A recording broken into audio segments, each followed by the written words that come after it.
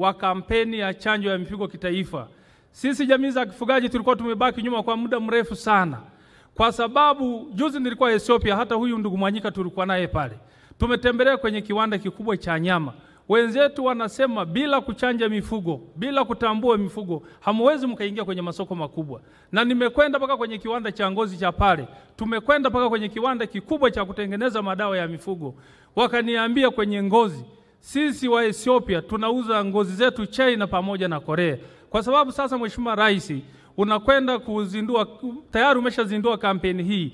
Sisi wafugaji tunatarajia mambo makubwa sana. Kwa sababu sasa masoko ya mifugo yetu yamefunguka na tunakwenda kuuza mifugo yetu wakiwa hai. Lakini tuna maombi machache Mheshimiwa Rais. Tunaomba maeneo ya wafugaji yapimwe na kumilikishwa kwa wafugaji. Kwa sababu tumebaki nyuma kwa muda mrefu. Tuna mifugo mingi sana zaidi ya milioni 39. Lakini ukienda kwenye vijiji tulichelewa sana kwenye mpango wa matumizi bora ya ardhi. Kwa sababu juzi umezindua kampeni hiyo Dodoma pale.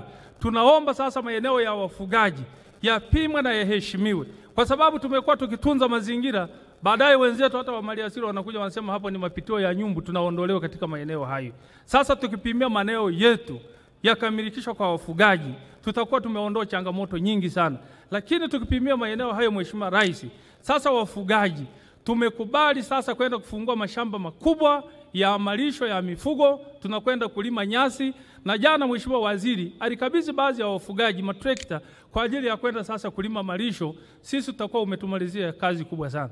Ombi la pili, kwa sababu Mheshimiwa Rais umeleta magari ya kuchimba maji, tunaomba sisi wafugaji maeneo yote ya wafugaji tuchimbie visima kwa ajili ya kunyweshea mifugo yetu, ili tuhakikishe kwamba tukisha kuwa na maji ya kutosha Mheshimiwa Rais, hutasikia hata ng'ombe wanaingia kwenye national park, hutaingia mifugo inaingia kwenye mashamba ya wakulima.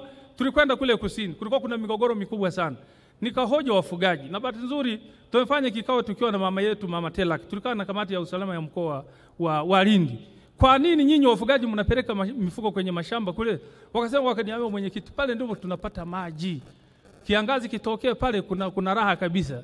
Utaona pale kuna nyasi mabichi, utaona kuna maji mazuri yakitirika. Sasa tunakwenda kupata huduma pale. Sasa mifugo inapofika pale, wanakuta wenzetu nao wameshalima bustani, wengine wanalima mpunga, hasa migogoro mikubwa inaibuka. Kwa hiyo Mheshimiwa Rais tunaomba utoe maelekezo, kwa sababu magari umepeleka mikoa yote. Tupate magari hayo. Sisi wafugaji tuko tayari hata kwa gharama zetu. Kwa sababu tukiwa na magari, gharama ya kisima utafunga kwa hela kidogo hata milioni 10. Sasa kisima kimoja ni milioni 30. Mheshimiwa Rais, baada ya kusema hayo, mimi nikushukuru sana. Lakini la mwisho kabisa, wakati nikiwa Katavi Mheshimiwa Rais kwenye uzinduzi kwenye shughuli ya wazazi pale, nilikuahidi kwamba wafugaji watakuchukulia fomu na fedha tumeshatoa, tulimkabidhi ndugu yetu Chacha mkuu wa Tabora.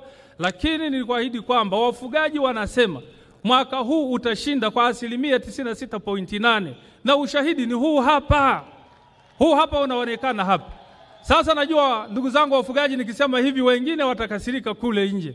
Lakini hii ndio hali halisi. Mama amefanya kazi na umetuheshimisha. Hata maeneo ya wafugaji umetupelekea umeme, hata fisi leo hawezi kula hata mbuzi kwa sababu fisi anakuja kwenye giza. Umetuletea mabarabara, umetuletea mashule. Sasa sisi tufanye nini mama? Sisi kazi yetu ni kukupa kura tu. Sisi hatuna kazi nyingine. Baada ya kusema haya nakushukuru sana, Mungu akubariki. Asante.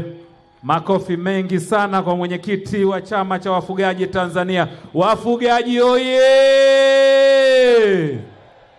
Asanteni sana. Mheshimiwa Rais wa Jamhuri ya Muungano wa Tanzania anayefuata hivi sasa